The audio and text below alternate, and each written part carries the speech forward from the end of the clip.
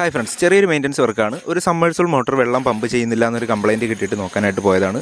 ചെന്ന് ടാങ്ക് തുറന്ന് നോക്കിയപ്പോൾ ഈ ഒരു ലെവലിലാണ് വെള്ളം വീണുകൊണ്ടിരിക്കുന്നത്. അപ്പോൾ നമ്മൾ മോട്ടറിൽ നിന്നും വരുന്ന ആ ഒരു പൈപ്പിനെ മുകളിൽ വെച്ച് കട്ട് ചെയ്ത് മോട്ടറിനെ പുറത്തെടുത്തിട്ടുണ്ട്. ഇവിടുത്തെ കംപ്ലയിൻറ്റ് കിണറിലേക്ക് തുണിയോ മറ്റോ വീണിട്ട് ആ ഒരു മോട്ടറിലേക്ക് വെള്ളം സക്ക് ചെയ്യുന്ന ഭാഗത്ത്, അതായത് ആ ഒരു ബെൻഡ് പൈപ്പ് മുഴുവനായിട്ടും ആ ഒരു തുണി കയറി അടഞ്ഞു പോയി. അത് നല്ല രീതിയിൽ ദ്രവിച്ചിട്ടുണ്ട്. അപ്പോൾ ഇത് കുറേ നാളായെന്ന് തോന്നുന്നു വീണിട്ട്.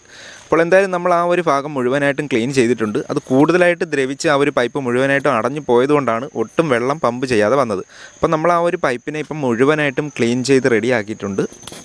ബെൻഡ് പൈപ്പിൻ്റെ ക്യാപ്പ് കൂടി ഇളക്കി നല്ല രീതിയിൽ അതിനെ ക്ലീൻ ചെയ്തതിന് ശേഷം ആ ഒരു ക്യാപ്പ് കൂടി ഇട്ടതിന് ശേഷം പഴയതുപോലെ തന്നെ മോട്ടർ കിണറ്റിലേക്ക് ഇറക്കിയതിന് ശേഷം നമ്മൾ ഒന്ന് ഓണാക്കി നോക്കുന്നുണ്ട്. അതിനുശേഷം മാത്രമേ ടാങ്കിലേക്ക് കണക്ട് ചെയ്ത് കൊടുക്കുന്നുള്ളൂ. ഇപ്പോൾ നല്ല രീതിയിൽ തന്നെ വെള്ളം പമ്പ് ചെയ്യുന്നുണ്ട്. അതിനുശേഷം നമ്മൾ ടാങ്കിലേക്ക് കണക്ട് ചെയ്ത് കൊടുത്തിട്ടുണ്ട്. ഇപ്പോൾ ടാങ്കിലേക്കും നല്ല ശക്തിയായി തന്നെ വെള്ളത്തിൻ്റെ ഫ്ലോ കൂടിയിട്ടുണ്ട്. അപ്പോൾ എല്ലാ മോട്ടറുകളും വൈൻഡിങ് പ്രോബ്ലം കൊണ്ടായിരിക്കില്ല ഇതുപോലെ വെള്ളം പമ്പ് ചെയ്യാതെ വരുന്നത്. ഇതുപോലുള്ള കംപ്ലയിൻറ്റുകൾ കൊണ്ടും വെള്ളം പമ്പ് ചെയ്യാതെ വരാം.